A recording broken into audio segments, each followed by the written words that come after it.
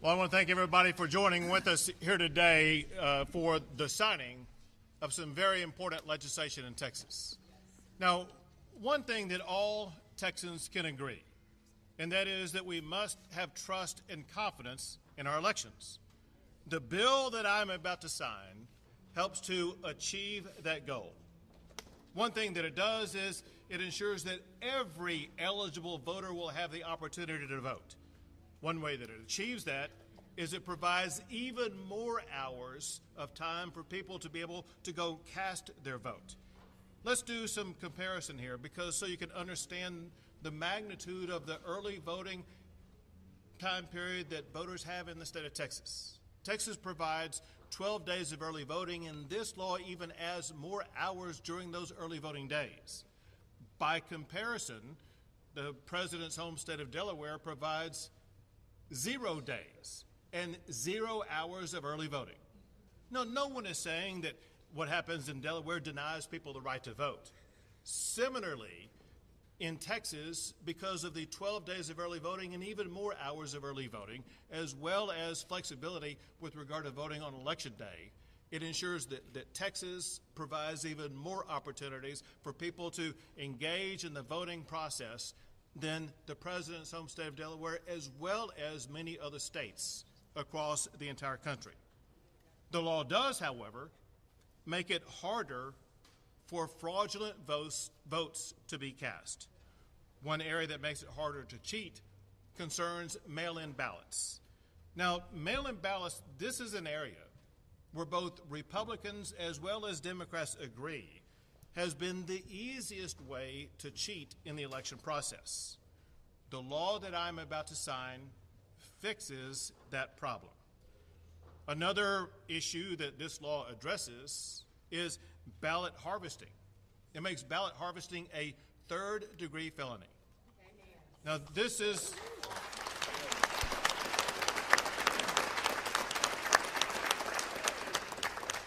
ballot harvesting is a serious problem in the state of Texas, and that comes from a federal district judge who was appointed to serve in Texas by President Barack Obama.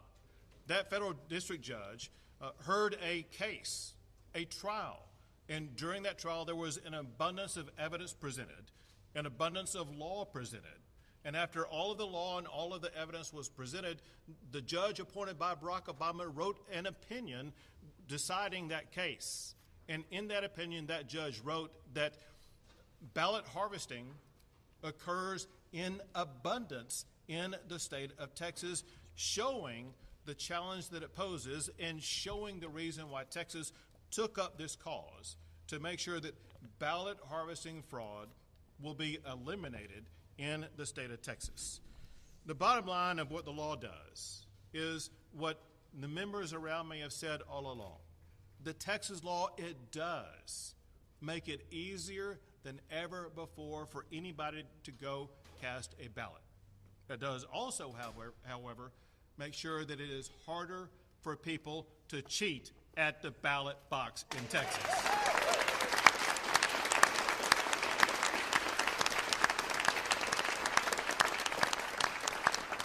I want to thank the Lieutenant Governor Dan Patrick, Speaker Dade Phelan, Senator Brian Hughes, and Representative Murr, as well as the Texas legislature for their tireless work in session after session to make sure that we got this across the finish line.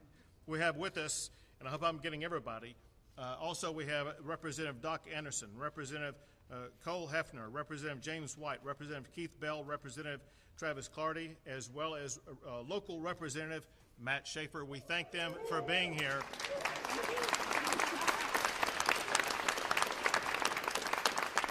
We thank them for helping to get this bill to my desk. Now, Lieutenant Governor Dan Patrick.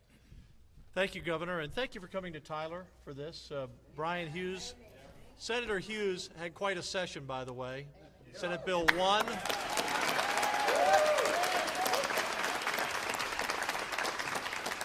Senate Bill 3, Senate Bill 8, and Senate Bill 12, was it? Yes. 4 cornerstones of conservative policies that will help make Texas stronger. Quickly about this election bill, and I want to thank Representative Murr and Senator Hughes for getting this across the finish line. You hear the media, I'm sure no one here, the left-wing media, you hear the Democrats say it's tough to vote in Texas. Well, that's just a lie.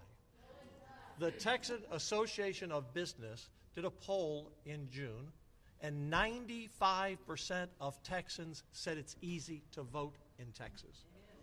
When we passed photo voter ID in the Senate in 2011, I was one of the authors of that bill, they said the same thing about that bill. It's going to suppress votes and people won't vote. Since that bill passed, Texas has increased voter turnout more than any other state in the country.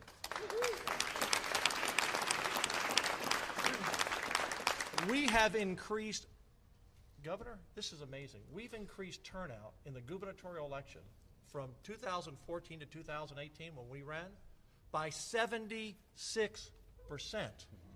There were 5 million people who voted for Governor Abbott and myself. I'm talking about all voters in 2014, almost 8.5 million in 2018. You don't hear that from the left. You don't hear that from the Democrats. We've increased voter turnout in Texas by almost 40% over 10 years, and the participation by registered voters. 10 years ago, it was about 58% of all registered voters, and in this past election, it was almost 67%. So I don't want to hear this nonsense and the lies that we continually hear that it's tough to vote in Texas. Texas turns out voters because they have confidence that our elections are always going to be fair, and Senate Bill 1 will give them even more confidence. We want to see more people vote. We want to see them vote fairly, and we don't want the cheaters to undermine our elections. So that's what Texas is about, turning out people to vote and making sure the elections are fair and honest and cheaters are caught. Governor, back to you. Thank you. Well, we are delighted to be in the district of Senator Brian Hughes today, which I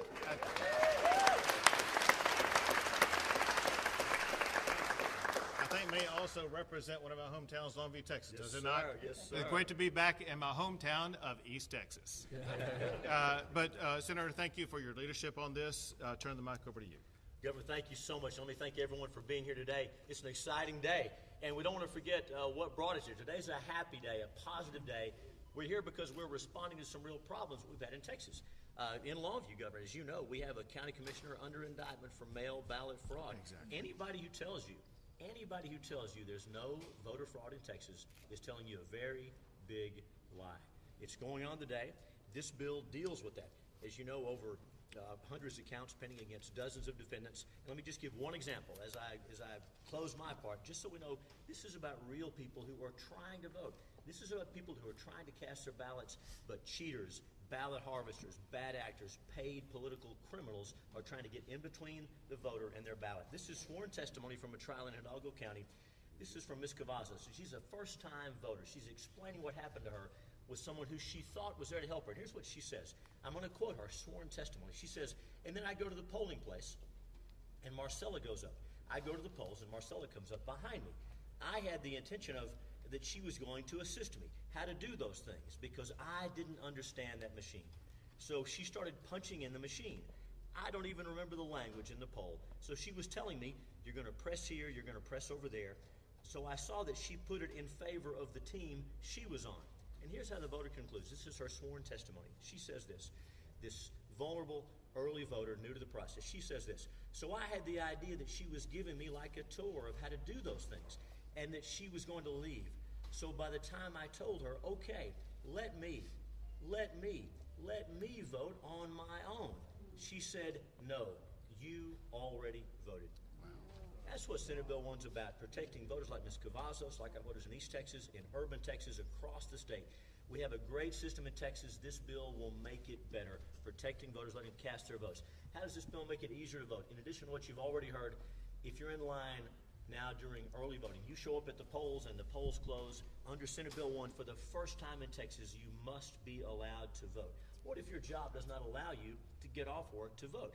On Election Day, your employer has to let you off, but that's not true for early voting until today. Because when the governor signs this law under Senate Bill 1, that same protection for working people, for real people, will be extended to early voting. So many things we could say about how it makes it easier to vote, and yes, harder to cheat.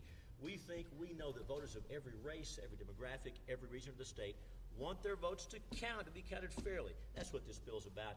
And we're so glad to be here. Governor, it's an honor to have you back in Tyler. My goodness, just months ago we were here talking about the social media bill. Thank you again for all you do. You should know the governor is very hands-on. He's involved in the details of these bills. He cares about these things. And Lieutenant Governor Patrick, this is Senate Bill 1 for a reason. In case you didn't know, those numbers are assigned by the Lieutenant Governor. He gave this bill number 1, highest priority for the Texas Senate and the Texas legislature. Governor Abbott and Governor Patrick continue to push these forward, ignoring what we heard from the woke corporations who hadn't read the bill, ignoring the national D.C. talking points, and protecting Texas voters. The right to vote. I know we have people here who've worn the uniform. I know we have some that I know personally. The right to vote is too precious. The cost was too high for it to go unsecured. And so Senate Bill 1, easy to vote, hard to cheat. So thankful, so proud to be here today with each one of you. And let me thank each one who made phone calls, who made visits, who prayed, who got involved. In America, the government works for the people, and your voice matters. And I'm so proud to be here sitting against the Representative Andrew Murr. Known Representative Murr for a while. We hadn't worked on a big bill together until this, and I hope you got to watch him present this bill in front of the House. If not, it's worth a look to go back and look. You should listen to his closing remarks. He talks about an election fraud that took place back in the 1940s. And he might not be here but for that. He may not talk to us about that today, but I'm so thankful that he is representing the Hill Country in the Texas House, and he shepherded this bill through the process. He and the excellent members behind us got this bill and saw it through. And so I'm going to yield my time now and recognize Chairman Andrew Murr. Welcome to Tyler.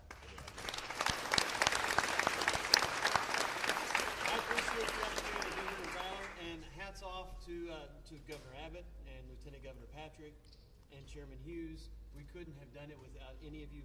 All of you were engaged in this process, and I appreciate the opportunity to work with my House members to bring Senate Bill 1 before you today.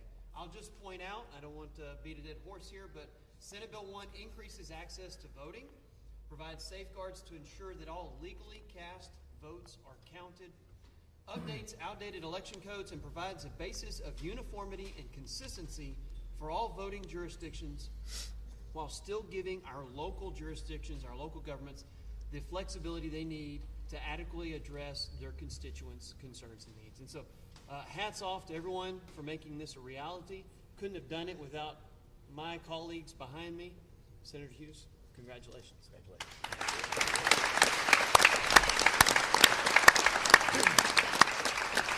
Now let's make this final.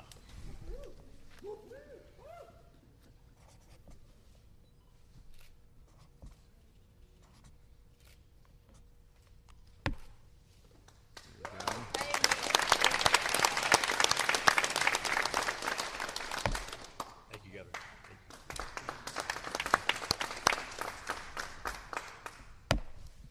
Thank you, Governor. Election integrity is now law in the state of Texas.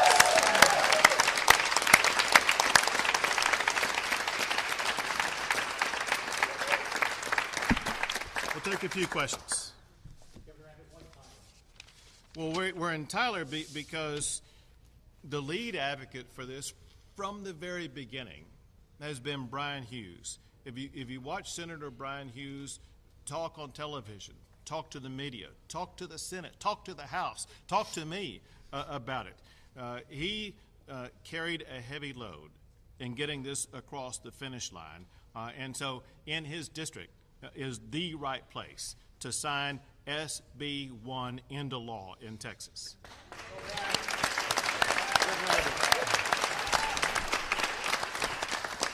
Governor Abbott, parts of the new laws are already being challenged in court. Are you worried that parts of this could be overturned?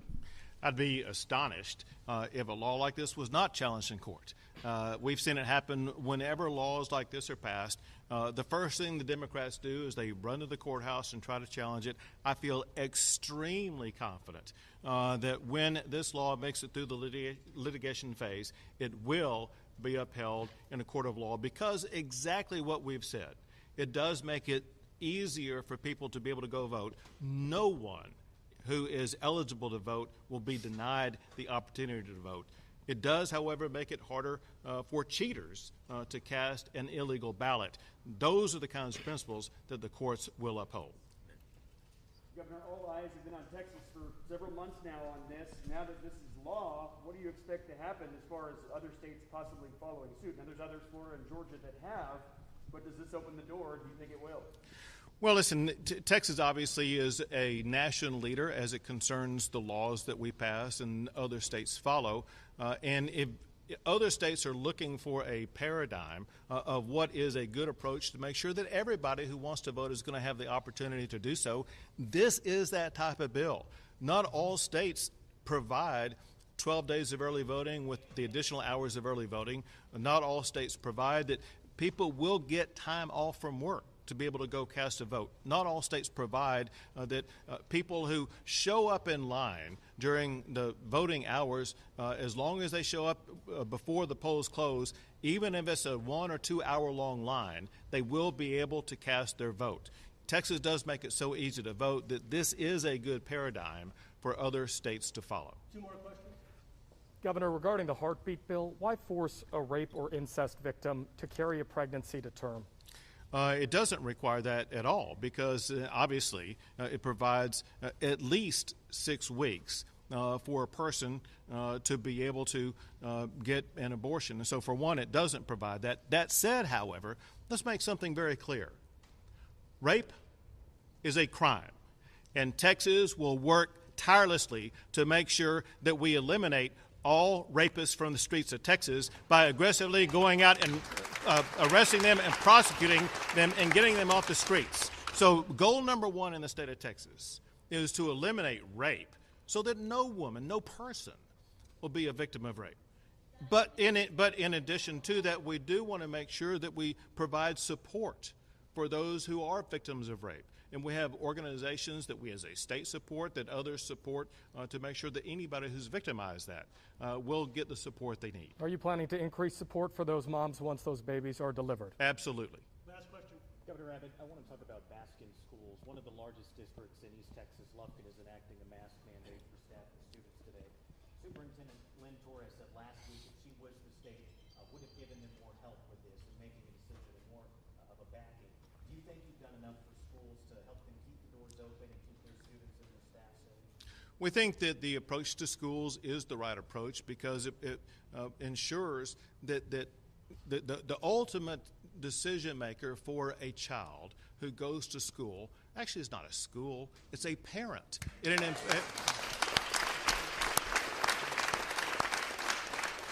What the state standard does, it prioritizes who must be prioritized, and that is a parent. Every parent has the right to decide whether or not their child will or will not wear a mask, and a parent knows far better than an educator or some other government bureaucrat whether or not a mask is right for a child. Another thing that we've seen is a hodgepodge of different rulings from different jurisdictions across the state of Texas. There are some school districts that are adamant against having mask mandates, while at the same time there are other school districts that want to impose mask mandates. And that is exactly why it is appropriate for the Texas Supreme Court to decide this issue so that we don't have a patchwork decision-making process across the state of Texas. Instead, we have uniformity coming from the governor of the state of Texas. Thank you.